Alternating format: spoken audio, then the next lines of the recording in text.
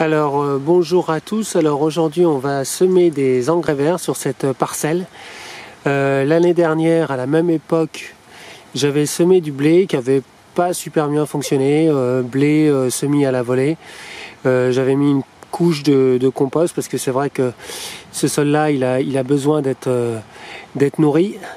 Ça n'a pas super bien fonctionné, donc on va voir. Ça a été aussi colonisé par de la renoncule rampante. Donc c'est pour ça qu'on a cette bâche qui a occulté pendant un moment, et on va voir un petit peu ce qui se passe pour voir comment je vais pouvoir mettre des engrais. Alors ici on a de l'herbe encore qui n'est pas complètement étouffée. On a de la nourriture. Ici c'est un panais. Là c'est une pulmonaire. Donc ça c'est une plante peut-être que je vais récupérer. Et tout ça, je vais essayer de m'en débarrasser, mais on voit que là je suis en train d'essayer de... On voit que ça tient très bien au niveau du sol là. Voilà. Et au niveau du sol, je vais juste vérifier si c'est mouillé ou pas. Alors, est-ce que c'est trempé? Là c'est dur par contre. Je vais le faire à la... Là le sol est quand même reste assez dur. Ah, il est assez tendre au fond. Donc je vais voir un petit peu mes mottes. Voilà, on va voir un petit peu le type de sol qu'on a. Hop là.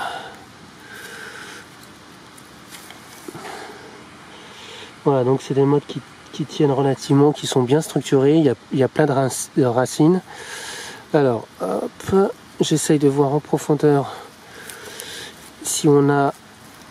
Alors, la surface était quand même assez dure, mais là, on entre et on voit qu'on commence déjà à voir les premiers vers de terre. Il n'y en a pas beaucoup ici, là. Je pensais en avoir. Il y a des coins où il y en a plus. Je vais creuser encore un petit peu. Donc là, c'est... Alors, plus je creuse, j'allais dire, et plus c'est tendre. Mais là, manifestement, là, c'est encore un peu dur. Non, là, c'est bon. Voilà. On va voir un petit peu ce qui se passe. Et manifestement, là, j'ai pas beaucoup de vers de terre. On a encore un sol qui est... Je ne sais pas si vous le voyez, il y a très peu de... Là, il y a une petite galerie. Il est friable, mais c'est un sol qui est encore... il n'y a pas beaucoup encore de porosité dedans. Et pour l'instant, j'ai vu qu'un ver de terre. J'ai pas vu de gros vers de terre, donc on verra. Et j'essaye d'enfoncer un petit peu. Et effectivement, bon, il est assez tendre. Par contre, ici, c'est assez dur. Donc on a quand même une couche. Je me demande si je vais pas un peu travailler, gratter un petit peu ce sol en surface. Donc là c'est la surface. Donc là c'est la mauvaise herbe. Je sais pas ce que c'est, ça doit être... ça c'est du chien-dent. Voilà, là déjà c'est beaucoup plus meuble. Donc là je suis tombé en fait sur une surface qui était assez sèche. Mais c'est un sol qui se referme. Là, je suis en train de dégrader un petit peu le sol à la recherche de vers de terre. Et manifestement, pour l'instant, j'en ai pas. Ou j'en ai très peu. Par contre, j'ai des racines. Si, j'en ai un. Ici. Mais j'en ai relativement peu à la surface. Je regarde. Non, c'est pas vraiment le cas. Donc, ici, vous avez aussi de la renoncule rampante. C'est ça, donc c'est pour ça que j'ai étouffé... pour l'amoindrir un petit peu. Donc je vais enlever un petit peu tout ça, je vais mettre un peu le sol à nu, et ensuite je verrai ce que je pourrais faire.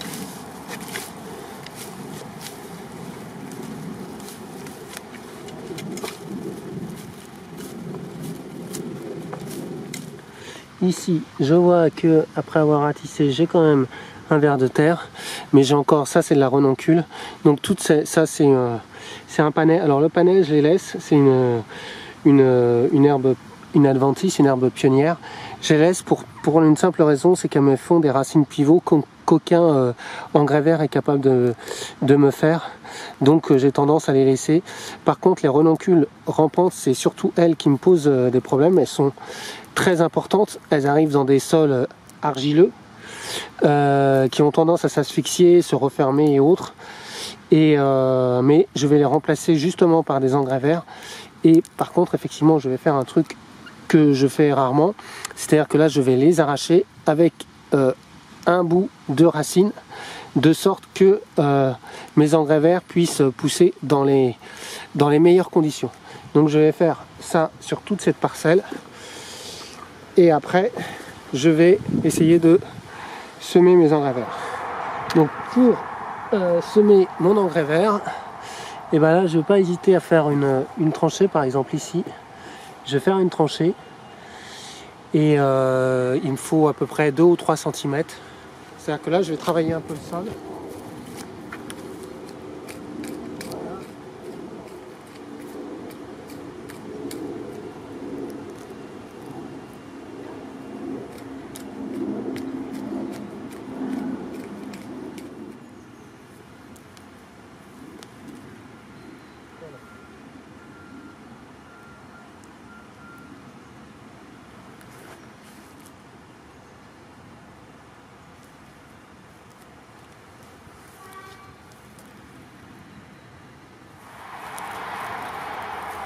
À la volée.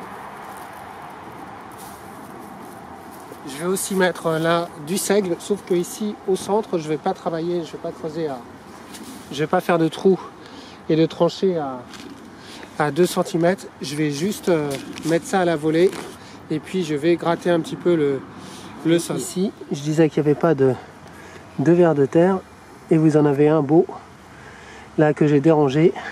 Donc celui-là c'est un anécique manifestement. Et il va falloir que je le nourrisse. J'ai d'ailleurs des feuilles pour ça. Je fais un trou. Hop, là le sol le permet. Il y a des endroits, par exemple ici, là, où le sol est très dur. Donc je ne peux pas me le permettre. Donc il va falloir que je décompacte ça quand même. Que je mette des févroles, mais avec un autre outil. Et ici on voit que ça rentre très facilement. Donc voilà. Et j'en profite. Alors au niveau... je sais pas, maraîcher, ils font des sillons. Là j'ai pas besoin de faire des sillons, donc là j'ai pas besoin d'embêter plus le sol que ça. Je l'ai déjà bien embêté quand j'ai fait autour. Voilà, j'ai pas utilisé de grelinette. Alors on peut le faire hein, si vraiment le sol est trop dur, trop compacté. C'est important que la racine se fasse maintenant, et c'est important de faire s'il y a un travail du sol à faire, il faut le faire en gros quand vous avez les engrais verts, mais si possible il faut quand même tendre à éviter le travail du sol le plus possible. Voilà, donc je continue en espérant que ça pousse. J'en ai mis 2, c'est pas grave. Alors en fait là-dedans je suis en train de m'apercevoir que au centre c'est quand même assez décompacté. Là où c'est vraiment compacté et le sol est dur, c'est vraiment sur le côté. Voilà. Donc pour l'instant c'est fini. Maintenant on va faire un troisième truc. Je vais aussi amender mon sol en mettant un peu de broyat. Voilà.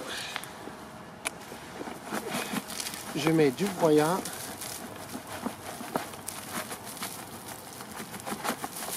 Je mets un tout petit peu mon compost.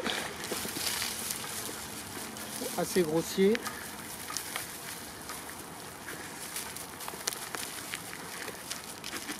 On est en hiver, on est en automne. Donc on peut y aller, il faut mettre à peu près 1 cm pour 1 cm chaque année. Et c'est bon normalement. Sinon on peut faire des gros apports au début et incorporer ça au niveau du sol. Voilà.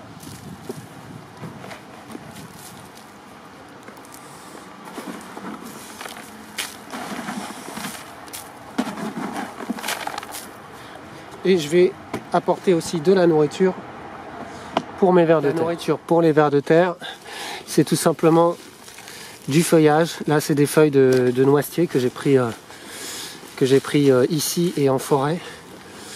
Donc on met ça, et ça c'est vraiment de la bonne nourriture pour le ver de terre, parce que là l'objectif c'est vraiment qu'il n'y a pas assez de vers de terre.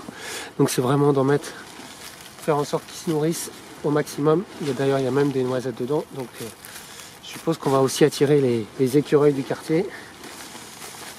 Voilà. Allez, les noisettes. Voilà, je mets une bonne dose là.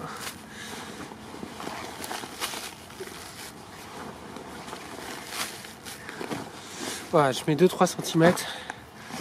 Ça c'est vraiment de la nourriture pour les vers de terre. Et comme j'ai un peu de paille, bah, je vais recouvrir de paille. Le but là ici c'est vraiment de pas mettre beaucoup de centimètres, mais il faut vraiment que le sol soit nourri. Je pourrais en rajouter après, mais c'est vraiment que d'en mettre suffisamment pour que mes vers de terre puissent se nourrir et que surtout l'engrais vert puisse sortir d'ici, de ce paillis. Autour de la paille, donc la paille c'est vraiment pour voilà, faire une couche fine et faire en sorte que les feuilles de noisetier soient mangées et digérées par tous les organismes vivants, notamment les vers de terre. Hop. On va en mettre là aussi. En gros, à quoi ça va ressembler. Donc encore une fois, ici, je sème. Je mets une couche de compost, une couche de feuilles pour mes... avant, j'ai mis effectivement du broyat pour le sol. Ensuite, une couche de feuillage de noisetier, et puis là j'ai recouvert pour mettre ça dans l'obscurité, j'ai mis cette couche de paille. Donc là j'ai mis des feuilles de noisetier, mais je pourrais aussi, comme j'ai fait ici avec toutes les herbes que j'ai enlevées, toutes ces herbes là, hein, c'est en fait je vais les faire sécher et ensuite je les remets sur un autre sol ou sur ce sol là, on verra, parce que tout en fait me sert. J'essaye de faire en sorte que toute la matière qui soit ici puisse me servir.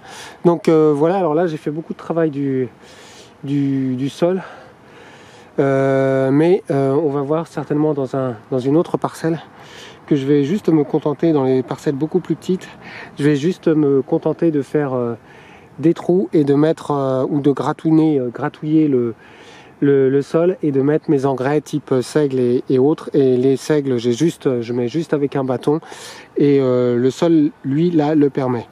Là, c'est juste parce que mon sol ne le permettait pas, et je suis en train de rattraper et essayer de renourrir ce sol, et on verra l'année suivante. Mais bon, ça c'est un sol qui a besoin, ou peut-être mettre un coup de grelinette. Ça c'est des sols qui sont très argileux, naturellement durs. Il a plu beaucoup là, et il reste quand même assez dur. Alors c'est surtout sur les côtés, parce que au centre on voit que j'ai pas eu trop de problèmes. Ça n'a pas été très difficile au centre. Par contre sur les côtés, bah, ça a été plus difficile, donc c'est pour ça que j'ai mis du seigle. Voilà, donc je vous dis à une prochaine fois pour une autre vidéo.